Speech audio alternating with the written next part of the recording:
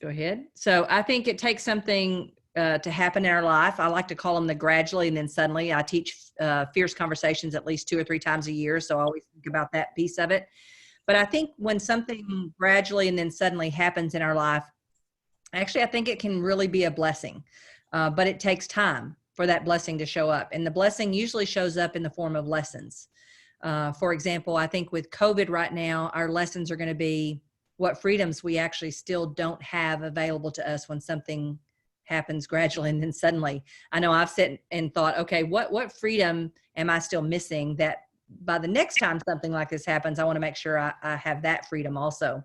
And that's exactly what what happened to us in the late 80s. Actually, it was in 1986. Our economy was built on oil and gas, savings and loan, and real estate, and it all crashed at the same time.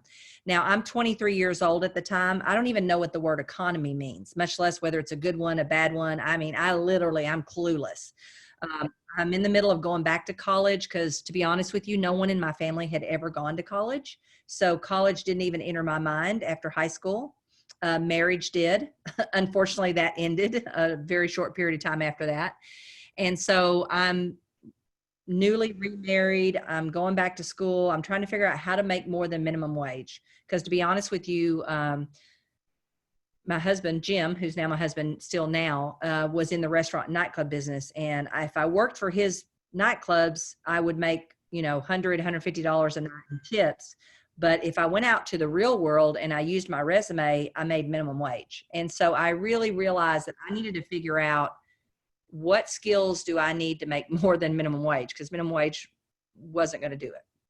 So all of a sudden he starts acting very weird. And I would find out that the reason he was acting weird is we had just sold one of his restaurants.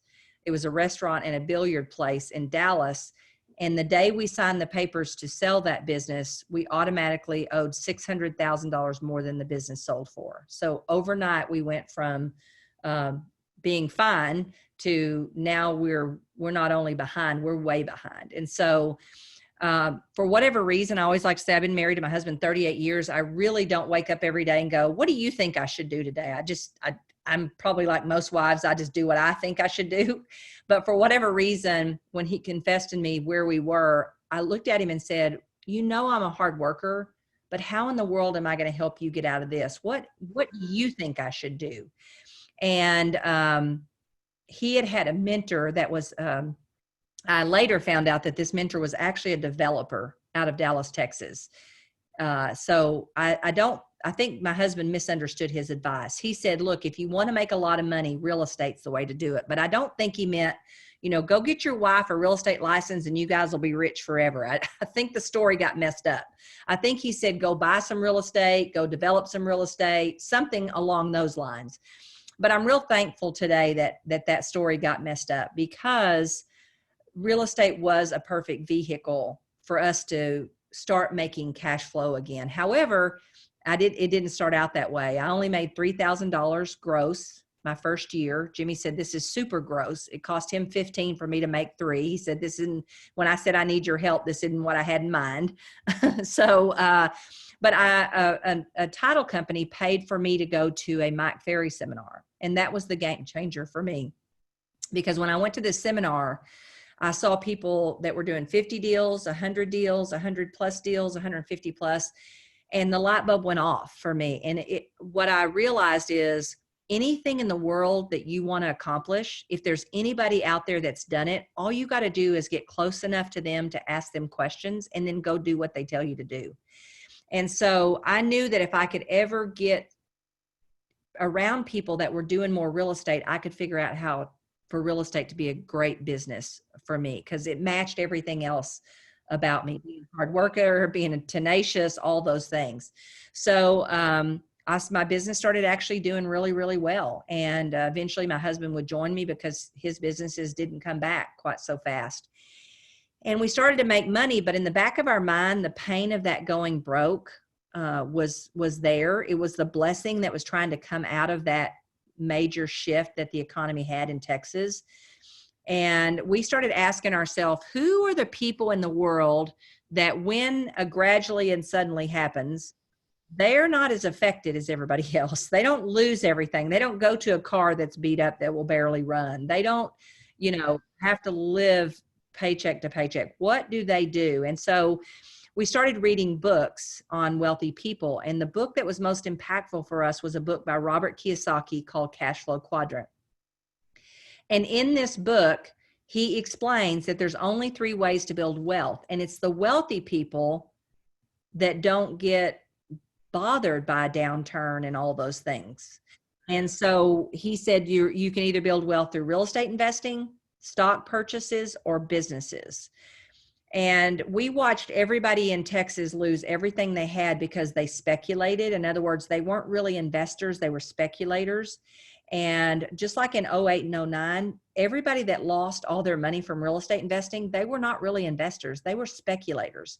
They would go to an area, they would buy real estate based on appreciation or something it was going to do in the future, not what it was doing the day they bought it. So we knew that neither one of us wanted to learn enough about stocks. And if you don't want to learn enough about something to truly be knowledgeable when you invest in it, you're not really an investor. You're speculating or gambling.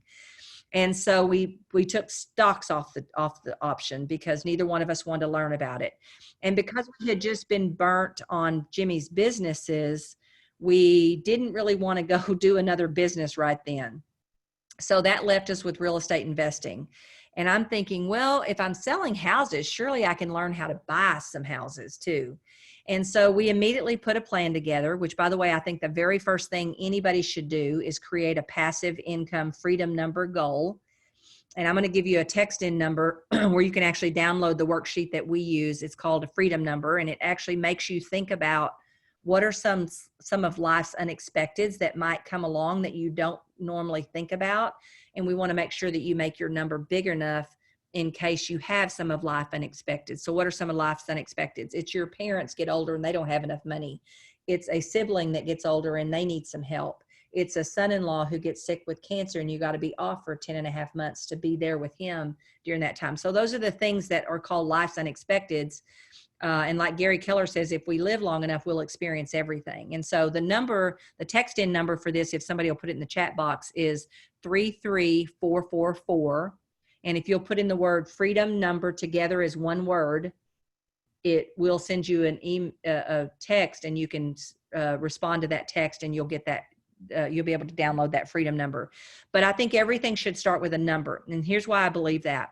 I believe the minute we put a number together, and I used to be one of those people that I hated when somebody you'd go to a seminar and they say, how much is enough?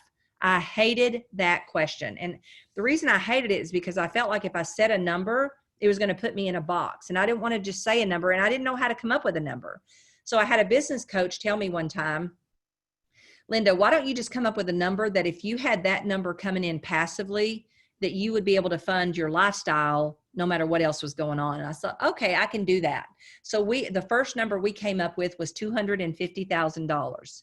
And because we were only going to do it through real estate investing at the time, we worked that backwards and figured out that we'd need to buy 20 properties. And we used my husband's age as the target date because he's 9 years older than me. So we said by the time he's 60 and he was about to be 40 when we started, we want 20 properties free and clear, giving us somewhere between $1,000 to $1,200 a month. And that should put us close to about $250,000.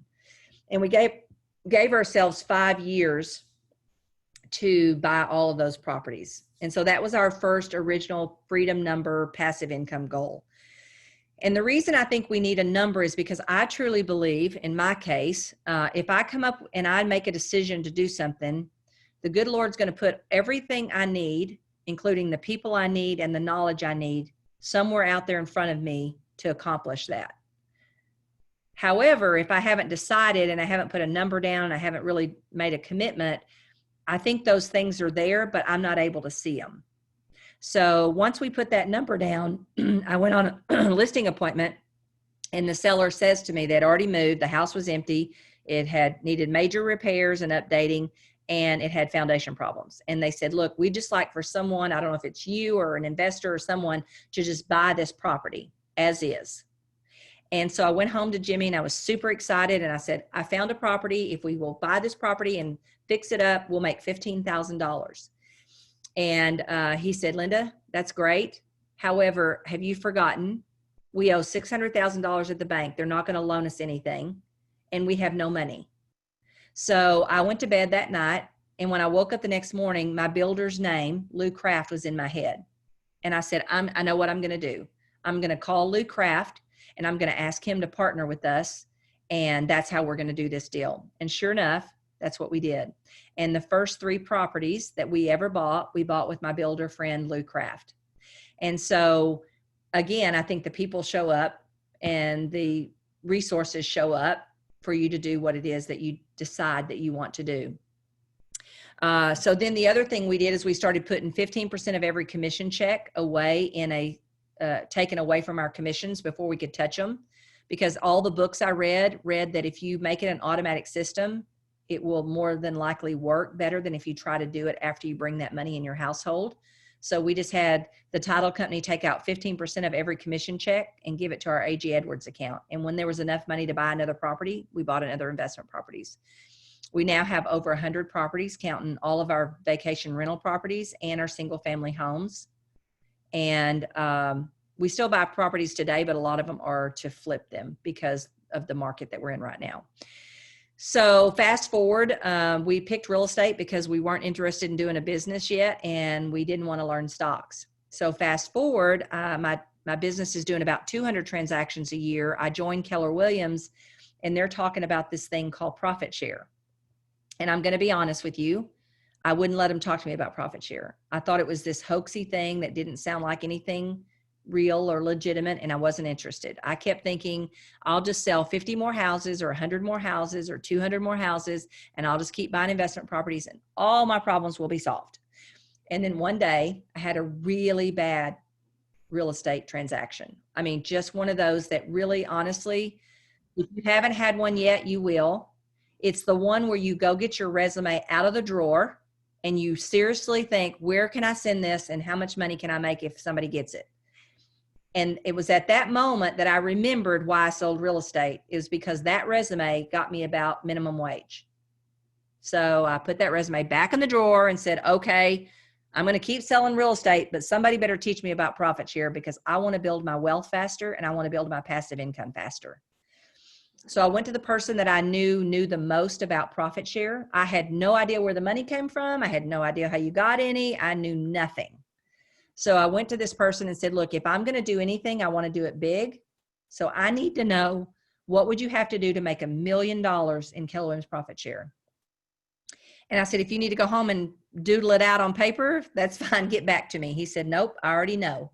You need to go get 20 people, help 20 get 20, have 5,000 total in your tree.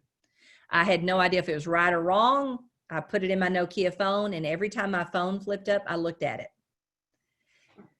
Fast forward, in 2007, I decided to write a check signed by Gary Keller to me for $1 million. And I put it outside my office window. My office door. And I look at it every day that I walk by my office. And I was in a mastermind with Gary, and he said, let's do a pro forma. Let's all go away. He's always met with his top 100. This was like the top 25 of us, but because there probably wasn't 100 yet there. But anyway, he said, everybody in the room, I want you to go away and do a pro forma on another stream of income other than your real estate business. So that day, lucky for me, I'm sitting in the very last seat.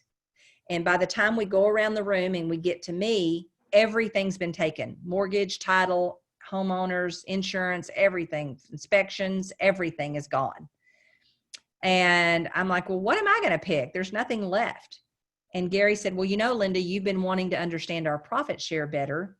Why don't you do a pro forma on Keller Williams profit share if everybody treated it as a business? And, anything sounds good from 4 months from now. But I'm still not really understanding where the money comes from. How do you figure out how much you're going to get on somebody? I don't know any of that stuff. I just know go get 20, help 20, get 5,000 total. That's the only thing I know. So I go back to this guy and I say, look, I need your help again. I've got to present a pro forma in 4 months in front of my peers, and I don't want to look like an idiot. So help me understand, how do I figure out, how could somebody even do a pro forma on profit share? And so we came up with 3 mock real estate offices, and we worked them backwards, and we came up with a number that each capper or half capper would hypothetically make you in each office. And we took an average of those and we came up with a pro forma. And after we did that exercise, I was very convicted that this was an amazing opportunity, and it was possible to make $1 million if I treated it like a business. And so it was from that point on that the conviction really set in, and I really started thinking about this seriously as a business opportunity. So when I decided to really think about how is it that I actually, so fast forward 2008, 2014, we made $996,000, just short of that $1 million.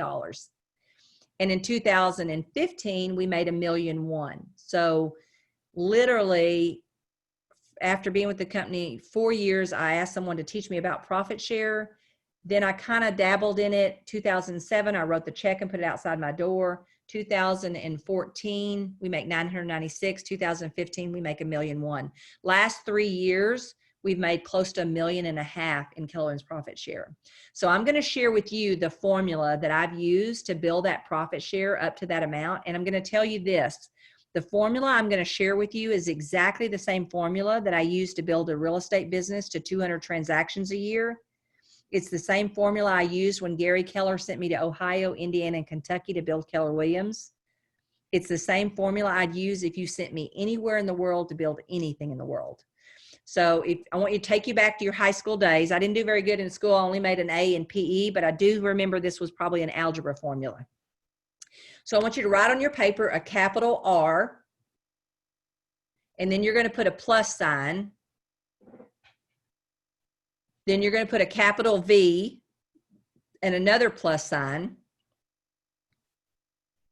And then you're going to put another capital V. You're going to draw a line under the bottom of all 3 of those. And at the very bottom, you're going to put a capital T. Now I'm going to go back and explain to you what each of those means. So R stands for relationships. Who do you want to be a hero to? Who do you love helping? Who already comes to you and you enjoy helping them accomplish something? Who gives you energy, doesn't take energy away? That's how you choose whether it's your real estate sales business or who you want to recruit. That's how you pick the people. And I'm going to tell you in profit share, I don't want you to pick more than 5 people, maybe just 1, because this is a muscle. And once you begin to learn to work this muscle, it'll get easier and easier. And even today, I still never keep more than 10 people on my board because you cannot go deep with very many people. And recruiting is only about relationships and going deep with people. It's not about a magic script. None of us, I'm a really good salesperson, and yet none of us are good enough to make a buyer buy, a seller sell, or an agent join. All we can do is get those people to self-discover that whatever they need, we have the ability to accomplish. Get them to self-discover. And the best way to get anybody to self-discover is great questions that make them think, great stories that they can relate to. And the best way is experientially. How can I let you experience what I'm trying to explain to you rather than just keep telling you? Okay. So pick, in this case, I want you to pick a few people below your production, a few people above your production, and a few people at your production to start out. Later, you can pick whoever you want. And the reason I'm telling you those people is because of the first V, and that first V stands for validity. Until you're valid to someone, no one will open a door for a relationship with you. If you're not valid to someone, they won't give you the time of day. So how you get a relationship with anybody you want to have a relationship with is become valid. So here's the thing about validity. Everybody has it and nobody thinks they do. But your life experiences, what you've accomplished so far, what you've built your business to so far, even your failures become your validity. The tools in Keller Williams classes become your validity. The books in Keller Williams, all the books that have been written, MREA, Hold, One Thing, Shift, all that can become part of your validity. And then even the people inside Keller Williams or their stories can become your validity. And then the last V stands for value or value gap. One of my favorite sayings in the world is from a guy named Zig Ziglar, and he used to say, the way you get what you want in life is to just help enough other people get what it is they want. And the key words to all that is what they want, not what I think they want, not what I think they should want, not what I want, so therefore they should want it, or not what I assume they want, but what do they truly want? What are their value gaps? Everybody has them. And so what we're going to do is, and then the bottom one is the hardest, time, because we don't get to decide how long someone's going to take to do anything, whether it's buy with us, sell with us, or join us. They do. So we have to be willing to commit and not worry about how long it takes. My longest recruit so far has taken 12 years. But here's the thing, I'm in this for a career, not a year. So when they join, they just join. All right. So you got to start a conversation with someone before you can figure out what their value gaps are. So my two favorite ways to start a conversation are this. One is a compliment, because nobody ever gets enough compliments and nobody minds a new one. But here's the thing about compliments. They have to be genuine and they have to be real. People will see right through you if you're not authentic. And trust me, if you think long enough, you can think of a nice, genuine compliment for someone. And then my second favorite way to start a conversation with someone so that I can figure out what their value gaps are is to ask them what they think. Because again, the world is hungry for people to ask you, what are your thoughts? What do you think? What's your input? And nobody gets asked enough. When I teach Fierce Conversations, I teach it about 3 times a year. It's one of my favorite courses. There's a part in there where the guy from GE says, for 35 years, they had my hands, and for free, they could have had my head, but they never ask. So we want to ask people, what are your thoughts? What do you think? What's your input? So those are my 2 favorite ways to start a conversation. And then I use my validity to keep that relationship going. And then I figure out what is their value gaps. And I start dropping things into those value gaps. And when you do that, you create this amazing motivation called beholdenness. In the book Persuasion, Cialdini calls it reciprocity. People can't stand for you to outgive them. They will be dying to give something back to you. And what they're going to give back to me is when I ask them to take what we call a big step, which is to invite them into something experientially, a Zoom training, mega camp, family reunion, in-person training class, if we ever have those again, any of that stuff, or to shadow me while I'm prospecting, or shadow me on a listing presentation, or shadow me while I'm doing career visioning on someone. Those are big steps. And the relationship has to be deep enough, and I have to have created enough beholdenness that they have to say yes. If I ask them to take a big step and they say no, I just go back to putting stuff back into their value gap until I create more beholdenness and I ask them again to take a big step. Does that make sense? So Frank, if I could role play with you, would that be okay? Absolutely. Go ahead. Okay. So I'm going to call Frank and I'm going to say, hey, Frank, this is Linda. 2 things. I don't use the words Keller Williams or KW. They're never in my conversation because this isn't about Keller Williams or KW. This is about Frank. Okay. Got that? So I'm going to pick up the phone and say, hey, Frank, this is Linda. How are you doing? I'm good, Linda. How are you? Good. Hey, listen, I just want to call and say thank you so much for that co-broker deal that we did on 123 Main Street. I'm going to tell you, it was so refreshing to have somebody who was so responsive and actually communicated very quickly and responsively. And I just want to personally reach out and tell you thank you and how much I appreciate that. Well, it's great. I love hearing that. Thank you so much.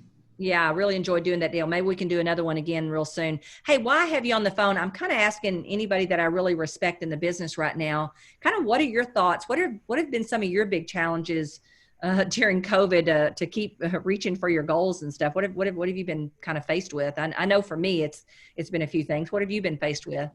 Definitely pivoting to the virtual environment, doing everything online, getting comfortable with that and helping my clients' customers as well. Yeah, I mean, it's one of those things where it's just, it's a whole new normal, isn't it? Yeah, Awesome. whole new different.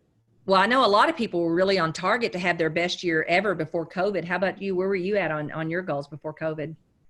Well, admittedly, I'm a little bit behind where I would like to be at this time of year. Mm-hmm. Hopefully, Yeah. spring market still shows up. Yeah, gotcha. Well, what's the one big thing that if you got that solved, you probably think whether COVID was going on or not, you'd hit those goals? One big thing, just getting more appointments with people at this point. Yeah. People willing to meet. Yeah, I hear you. You know, for me, it's been, I need to hire one more person, but things have been so crazy. And I know COVID would probably be an amazing time to do that. I just hadn't had time to slow down and hire that one other person I need. Right. Yeah. So good deal. Well, listen, again, Frank, I just want to say thank you and tell you how much I appreciate that and chat for a minute. If there's anything I can ever do to help you, hopefully you and I can do another deal together real soon. Sure. Absolutely. Thank you, Linda. Okay. So here's what I'm looking for when I talk to Frank. What are some of the things he has missing? What are some of his gaps? And what I heard him say is mostly it's more business. He needs a way to do more business. So here's the thing, and you don't have to be 100% perfect. You just got to start giving to Frank. So in a few days, what I would do is I would call back and I would say, hey, Frank, this is Linda again. How are you? I'm good. Hey, listen, I was just real quick. I was just thinking about our conversation we had the other day. And one of the things that you mentioned was you really were needing more sources of business. And I ran across a sheet that's really been helpful for me all these years. And it's kind of for me, what it does is it has all these sources of business on it. And what it does is it reminds me of things that I used to do that I don't do anymore. Sorry. Need water. Talking too much today. And I don't know if you'd be offended or not, but I'd be happy to share that with you. There's a couple of things on there, Frank, that have been really working for us right now. And we got a couple options. We can jump on a Zoom and I'll share that with you. I can email it over to you if you don't have time to do that, or I don't know how you're feeling about meeting in person, or we can meet over at Starbucks. I know they have an outside area. Which would be better for you? I'd be happy to meet with you over Zoom. Okay, awesome. Well, I'm going to go ahead and email that to you. How about tomorrow at 1? Does that work? And I'm going to set the appointment up. And then here's the thing I'm going to go get. Inside KW, there's a sheet that talks about the sources of business. One says marketing and the other says prospecting. And what I've noticed, and I have used that myself over the years, is sometimes I will have forgotten about expireds. And I'll go, oh gosh, I used to get at least, 10 expireds a year. I haven't worked that in years. So what I'm going to do is give that sheet to him, and then I'm going to share with him what success is or anything else I can share. I'm genuinely going to do my best to help Frank. And it doesn't have to be perfect. Activity breeds activity. It's the same way I used to do with the buyer. I might not have the perfect house, but I'd call him and say, hey, I was thinking about you. I'm just trying to get the conversation, keep the conversation going and keep giving. Because like my friend Joe Polish says, life gives to the giver and takes from the taker. I have gotten what I've gotten in life because I just wake up and figure out a way to give. I don't worry about what I'm going to get or don't get. Frank may never join. I'm okay with that. If the best I ever get from helping Frank is goodwill, that has paid off tremendously for me. I'm okay with that. Absolutely. So we're going to take away, I'm trying to get Frank. I'm trying to recruit Frank. I got a magic script that'll get Frank. I can't do any of that. I'm just trying to help Frank. All right. So I'm going to do that. And while I have him on the phone, if I can hear anything else, I'm going to start a conversation with him. I'm going to listen for anything else that he might need. I might ask him, how are you doing on scripts for some of these? Is there any of them that you think over the next 30 days you'd like to maybe work on? I know for me, I'm going to work on this one. And the reason I do con in Spanish means with, so I can't just drill Frank with questions. I'm going to lob a little bit in every so often so that it is a conversation, and it's going to be a real conversation. So I'm not going to have it scripted out because it's going to be the truth. And you don't ever have to script out the truth. So I'm going to say, well, one of the things that I really want to work on, coming up soon is, X, Y, or Z. And so I'm going to ask him of next 30 days of all these, which ones do you think would be the most beneficial for you to spend time on? And if I've got some great scripts for it, I'll be happy to share those. See, I'm just constantly looking for a way that, so if he says, well, I'm going to do expireds, I'm going to say that's great. I'll go back and look and see what all I have around expireds. And I'm going to keep doing that and keep filling Frank's gap because I'm going to create beholdenness. And then let's say, for example, I really feel that somewhere in the process, I could really help Frank out by letting him shadow me when I prospect. That would be the first big step I might ask him to do. See, most people don't build their profit share because they think it's either work on my business or work on profit share. I'm going to tell you it's and. And today, whatever I'm doing, somebody in the real estate world could benefit from doing it with me.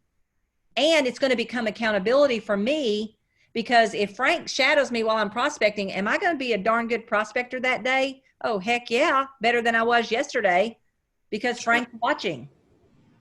So we got to figure out, and by the way, this is how people make a whole lot more out of their 24 hours than other people do. See, if I can get 2 streams of income coming in my 24, that's going to win every time, right?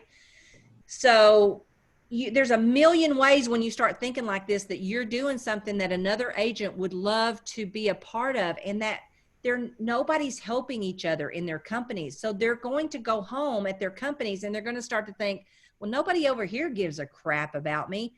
It don't feel the same over here as it does when I'm with Frank, so I mean, so that's what happens is we start to feel and cause a chasm where they didn't even know there was a chasm.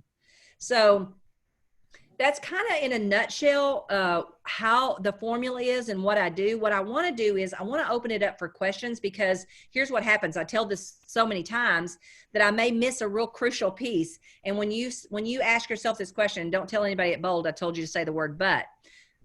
I would do this tomorrow, but, and whatever your but is my question and the gap I need to fill in for you. And that'll help me also kind of think of other pieces that maybe I left out or didn't fill in the gaps for you. So if we could, can we open it up, Frank, to questions? Absolutely.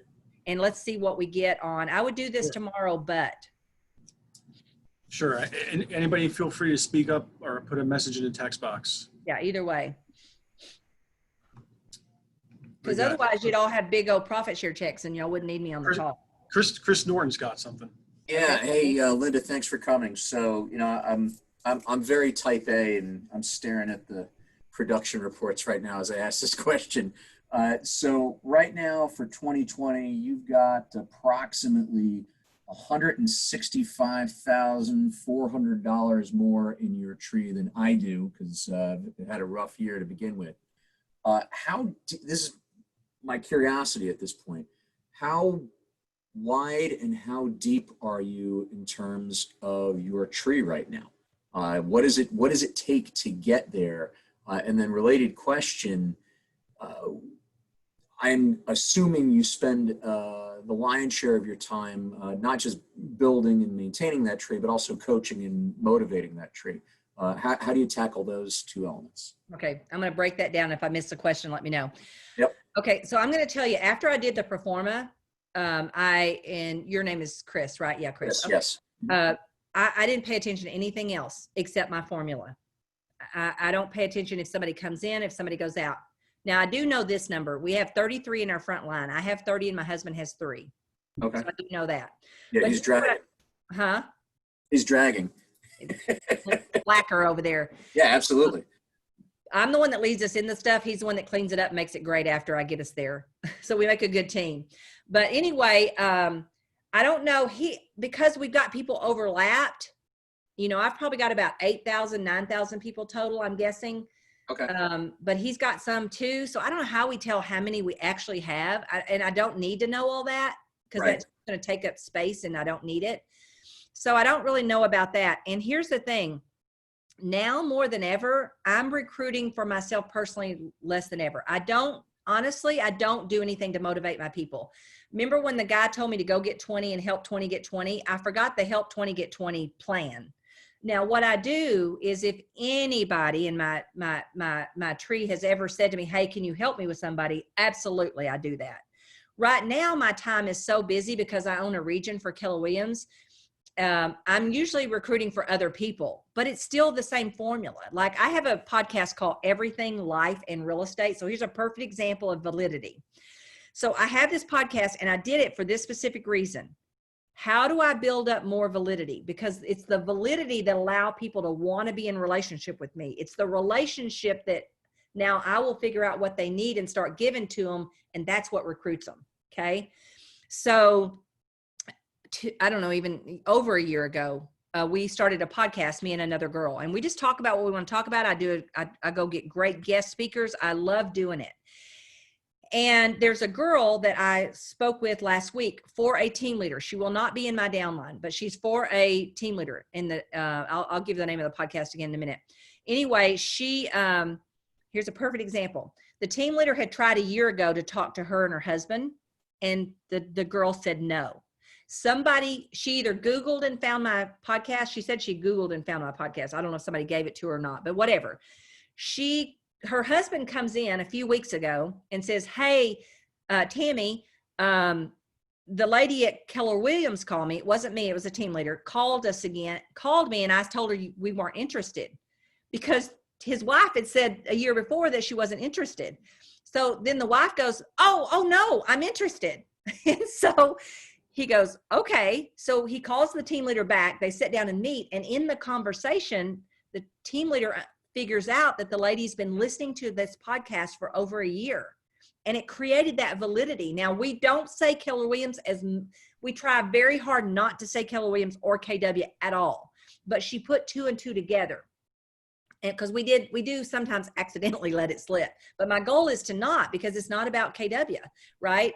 It's creating validity so that if someone says to that person, hey, would you like a call with Linda? Because of that validity, they say yes, right? Okay, and then I can help them in their recruiting. So today, most of my recruiting, because that's my real job. My job is to build the Ohio Valley region for Keller Williams Realty.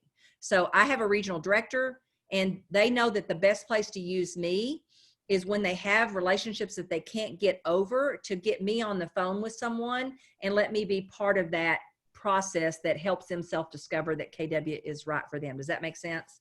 Yes, thank you. I don't have an actual plan. Now, here's the thing. I did go to Gary Keller in 2014, and I said, Gary, I set a goal in 2007 and wrote the check for me to make $1 million in Keller Williams profit share.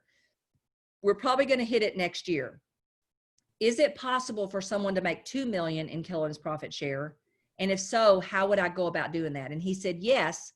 I even think that the highest earning profit share earner may not even be in Keller Williams yet. So it's very possible for anybody to decide and make that.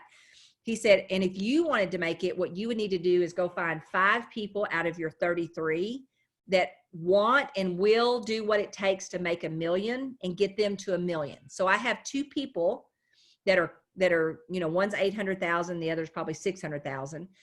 And then the rest of them, they're pretty far behind, but I didn't even find 5 in my front line. I had to go get 1 in my second line because I felt like in my front line, there were people there, but they weren't going to be willing to do what it took.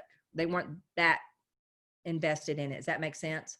Yes. So most of my time now, if anybody in my tree ever called and said, hey, Linda, I did, but I didn't have an actual plan. I have ADD. So if you give me 3 instructions, I'm going to hear the first one, then I'm probably going to miss the next 2 until later I go, oh crap, what was number 2 and 3? I do it with directions. I do it with everything.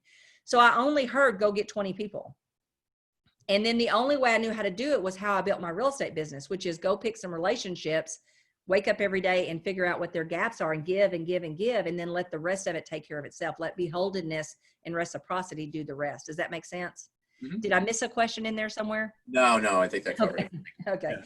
So yeah, I would like to tell you I'm like this super person. I time block for it and I do all this other stuff, but I don't. It's just a natural thing. To be completely honest, like I said, Chris has been out, so he hasn't added anything new. Okay. And that's not me. If he had something new, you guys usually find out about it pretty quickly individually.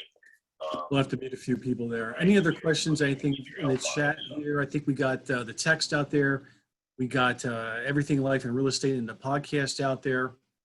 Yeah. So you would do this, but what's your but? Because here's the thing, the way you guys are going to repay me for my time today is you're going to tell me your stories of when this is working. My next book is going to be about this formula. And so I need feedback. I need when it works, what it doesn't work, what's missing, all those kind of things. So the way anybody repays me for my time is I need your success stories. I need you to go and apply the formula and tell me the stories of when it works and how it works. And then we all win. Your life gets better. My life gets better. Everybody's life gets better. I was on a call not too long ago and the group did a really cool exercise. I got on a little bit early And I'm glad I did, because what they did is he went around this group and he said, I want every one of you to tell how your life was changed from Keller Williams. And I'm going to tell you, that was such a moving experience for me that I was so convicted. I wanted to just cancel the call and go start recruiting, because I thought all of our lives have been changed. And who are we to decide that that's enough lives changed?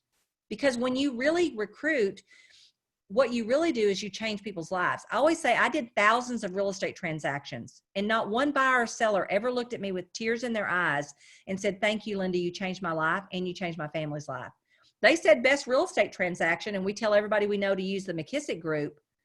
But the truth is, not a single one of them ever had tears in their eyes and said, you changed my life forever. However, from me being willing to do this formula and go give people the opportunity to self-discover about Keller Williams, I've changed lives and families and generations, including my own. And so you really have a chance for significance when you do this. And I'm going to tell you, every single one of you on this call would say Keller Williams has changed your life. If not, you're not using enough of the tools yet. Go use them. And then once you're convicted, it's changed your life. How could you not try to build relationships with other people so that they get an opportunity to have their life changed also? It's the ultimate life by design. Absolutely. Yeah. And Wendy says that was the greater PA region leadership call. And it probably was. I do so many of these. I don't know. Honestly, they all run together. Well, we really appreciate you being here. It's an honor and a privilege to have you with us. Thanks for all you do, all your contributions. Go visit Linda's website, the book Hold, if you don't know, written by. And where are you going to be next? When are we going to see you next out there? I'm actually part of the Vital Signs for Leadership. Myself and Jean Rivers are assigned to the 5 models for MREA. So if you ever, all the regions will be doing that. So hopefully we'll connect then. Awesome. And other than that, I don't, I guess I may start looking at I love to teach Fierce Conversations. So I may look to do Fierce. I don't know how I'll do that, because we're actually licensed through Fierce Corporation. And so they want you to have the materials. That's how they make their money. So I haven't figured that out yet. Okay. When the world gets back the same, I love teaching Fierce Conversations. I love teaching career visioning. And I always love talking about building wealth and leverage and passive income, because we're in a great industry, guys. But if we end our career with nothing to speak of, that's going to be sad to me, because we work too hard and we help too many people get what they want. So we should make sure we get what we want, which is lives that can contribute and give back and have more than enough for as long as we're all going to live, and for even some of our parents and siblings that maybe don't have as much opportunities as we do. Right. Awesome. Thank you so much again. My absolute pleasure. Now, remember, I want your success stories. We will. I'll start collecting them right away. We're going to turn them in. Sounds good. Take care. Thanks, Linda. Yeah, my Thanks, pleasure. Linda. Have a great day. Thank you. All right. Well, that was awesome. Well, we'll roll into next on the agenda here. I think we got some other wins.